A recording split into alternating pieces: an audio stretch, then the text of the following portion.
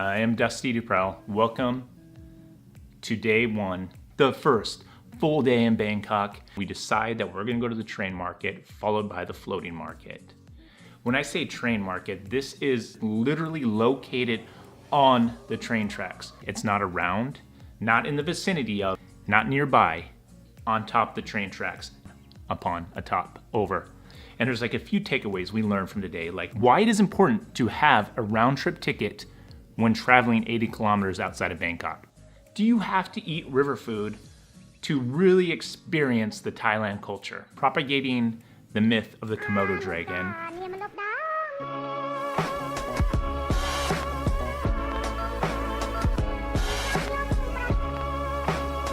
So we ordered an Uber. That's the most convenient mode of transportation that fit our budget to get from Bangkok to 80 miles outside of Bangkok. As we will find out later in the day, that may have been a little short-sighted.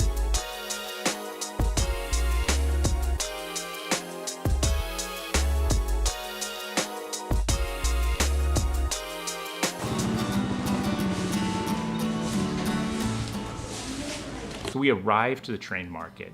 The train market is hidden beneath this canopy of awnings. And the market feels like this cross between a tourist destination and a local farmer's market. And that's because really that's what it is. And not only in like the aesthetic of the market itself, but in the people there. It has like an equal mix of tourists and locals. The proximity of the market to the train tracks, aka on top of the train tracks, provides two things. One, it provides an infusion of fresh produce, and two, access to that fresh produce. What is a novelty to us is very much a practical day-to-day part of other people's lives. And I mean, you look around and you have a plethora of any commodity that you want. From tourist trinkets, to fresh produce, to seafood, to squid, to frogs on a stick. There's nothing that you can't get at the market. The cat was actually, I think, someone's pet. So that was a joke. You can't actually buy cats, I'm pretty sure.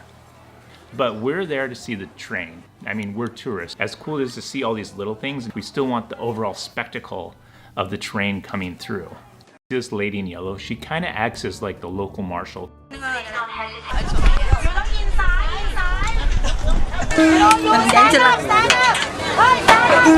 The horn of the train signals two things. One, very importantly, it alerts everyone to pull out their phones and start preparing to broadcast to social media. And two, maybe somewhat less important, it signals everyone and everything to get off the track.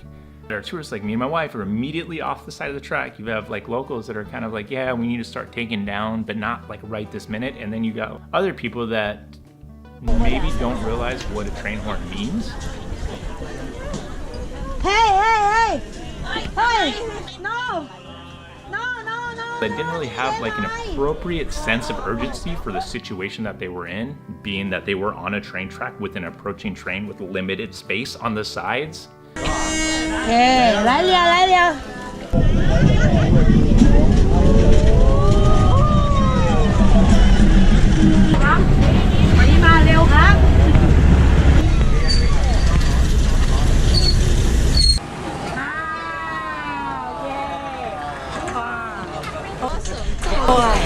Okay. This is the coolest purchase I've made for the trip right now. Shooting trains. I'm trying to just get out now. Like the train just came through. It was like peak tourist time. We're gonna make our way to the floating market, and this is the moment we realize there is no Uber access outside of Bangkok. We push off that overarching concern of how we're gonna get home for the more immediate concern of how do we get to the floating market. We hopped in the back of a pickup that had a cage over it that apparently doubled as a taxi.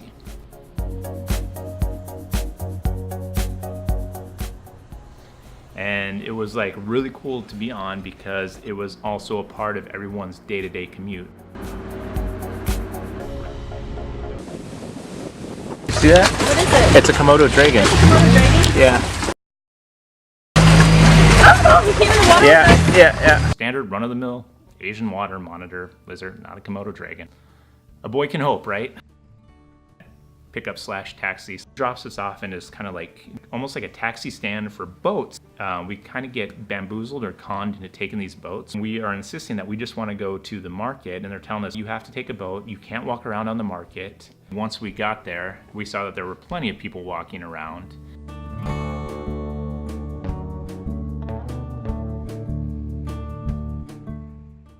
If your taxi is taking you to a location that feels like they're trying to get a little bit more money out of you, that might actually be the case. So do your research beforehand, know where you want to be dropped off, and avoid paying like the extra gringo tax.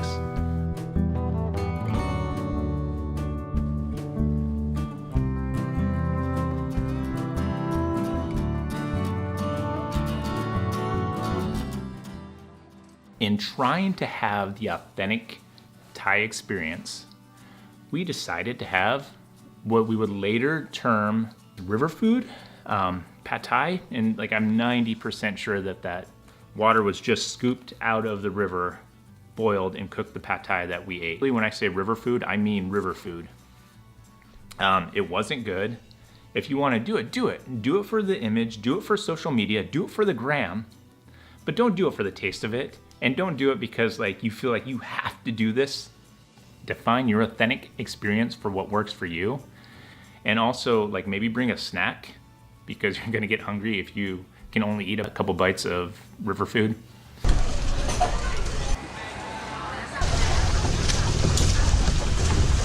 Oh, they're the Thai boxing shorts. Point in case, I actually bought this shirt, and that was like a lesson for me. Hold off on buying any of the merchandise at the river because, see, like it's gonna be constantly available throughout your trip at varying prices. The slow lures. In order to be able to handle the slow lures, they pull out their teeth, very brutally pull out their teeth, extract the young away from the mom. It's like a very cruel process of using these animals as a way to make an income. So if you see this, it's illegal, report it to the authorities. And if you can't find authorities, or if you don't know who to contact, at the very least, don't participate. So we get done. We're not necessarily sure where we're gonna go. I'm going from van to van, trying to find someone that is gonna take us back to Bangkok. Single taxi is, no, I already have a fare going to Bangkok. And that's the moment that it fully hits me of like, oh, I've had any number of ways to get back more if we wouldn't have used Uber.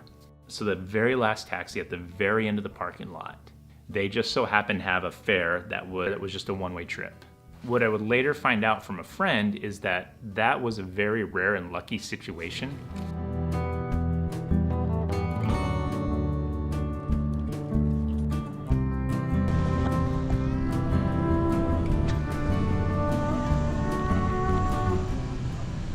We get to Bangkok.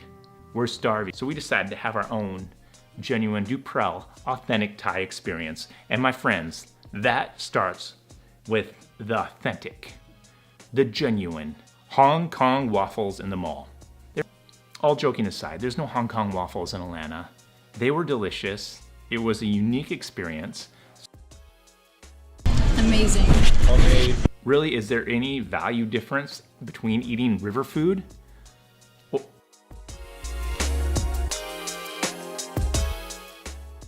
or having Hong Kong waffles in a Thailand mall? All things considered, they're equal in authenticity. Only one was like much, much more delicious. We go through the mall and we see like all these stands, and literally everything we saw at the river was on sale at the mall in these stands for a fraction of the price. But with that said, I got this bad boy at the river. Chiang Mai beer. Could have bought it for a couple bucks at the mall, spent 10 bucks at the river.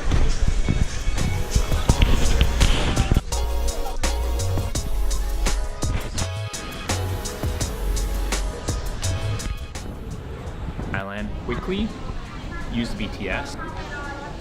I mean, it's easy to use. This is the busiest I've ever seen like a train in my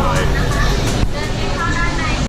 But depending at what time you use it and what stop you get on, for example, this mall is at the first stop, it can get like a little bit crowded.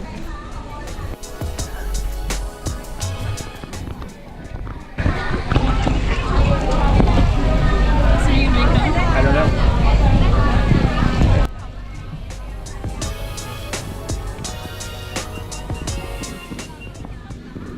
me, who has like this incredible anxiety and frustration with large crowds, it was extremely frustrating and challenging. Yeah.